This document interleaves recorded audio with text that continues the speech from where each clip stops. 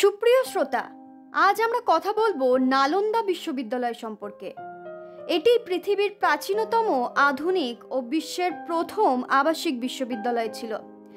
নালন্দা বিশ্ববিদ্যালয় প্রতিষ্ঠিত হয় 413 খ্রিস্টাব্দে বর্তমান ভারতের বিহার রাজ্যে। সম্রাট কুমারগুপ্ত এর প্রতিষ্ঠাতা ছিলেন। পাল রাজাদের শাসনামলে এটি শিক্ষা ও জ্ঞান চর্চায় বিশেষ অগ্রগতি লাভ করে। নালন্দায় প্রায় 100টি শ্রেণীকক্ষ, 2000 শিক্ষক এবং 20,000 শিক্ষার্থী ছিল। পৃথিবীর বিভিন্ন দেশ থেকে শিক্ষার্থীরা এখানে আসতো। নালন্দার গ্রন্থাগারে প্রায় 90 লক্ষাধিক পুস্তক ছিল, যা রত্নসাগর, রত্নদধি এবং রত্নরঞ্জক নামক 3টি ভবনে সংরক্ষিত ছিল। নালন্দা শিক্ষাদানের পাশাপাশি গবেষণাকেও গুরুত্ব দিত। শিক্ষার্থীরা কোনো জ্ঞানকেই চিরস্থায়ী মনে করতেন না, বরং নতুন জ্ঞান অর্জনের জন্য কাজ করতেন। এদিক থেকে নালন্দাকে আধুনিক বিশ্ববিদ্যালয়ের আদর্শ বলা যায়। তাকে মৃত্যুর হাত থেকে বাঁচিয়েছিলেন নালন্দার আচার্য। তবুও কেন বিশ্ববিদ্যালয় পুড়িয়ে দেন বখতিয়ার খিলজি?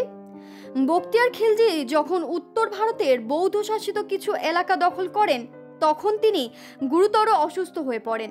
তার চিকিৎসকেরা হাল ছেড়ে দেন। কেউ তাকে নালন্দা বিশ্ববিদ্যালয়ের আচার্য রাহুল শ্রীভদ্রের কাছ থেকে চিকিৎসা নেওয়ার পরামর্শ দেন। খিলজি প্রথমে ভারতীয় চিকিৎসকদের ওপর আস্থা রাখেননি, কিন্তু পরে বাধ্য হয়ে আচার্যের কাছে যান। খিলজি শর্ত দেন যে তিনি কোনো ওষুধ খাবেন না।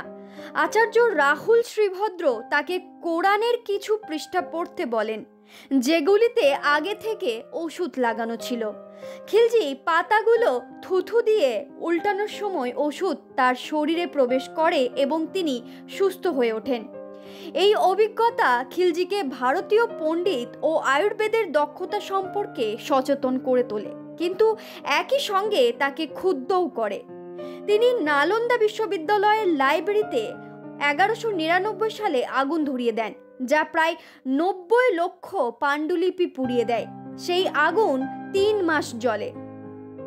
2024 সালে 19 জুন প্রধানমন্ত্রী নরেন্দ্র মোদী বিহারে নালন্দা বিশ্ববিদ্যালয়ের নতুন ক্যাম্পাস উদ্বোধন করেন।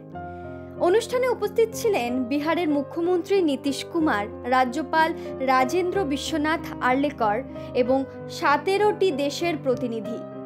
ক্যাম্পাসটিতে রয়েছে 2টি ব্লক, প্রতিটি 40 শ্রেণীকক্ষ এবং মোট 1900 শিক্ষার্থীর বসার বন্দোবস্ত। এছাড়াও রয়েছে 2টি অডিটোরিয়াম, প্রতিটিতে 300 আসন। হোস্টেলে সর্বোচ্চ 550 শিক্ষার্থী থাকতে পারবেন। মোদিজি তার বক্তৃতায় বলেন, নালন্দা শুধু একটি নাম নয়, এটি ভারতের ঐতিহ্য এবং পরিচয়ের অংশ। তিনি আরও বলেন, জ্ঞান ধ্বংস করা যায় না।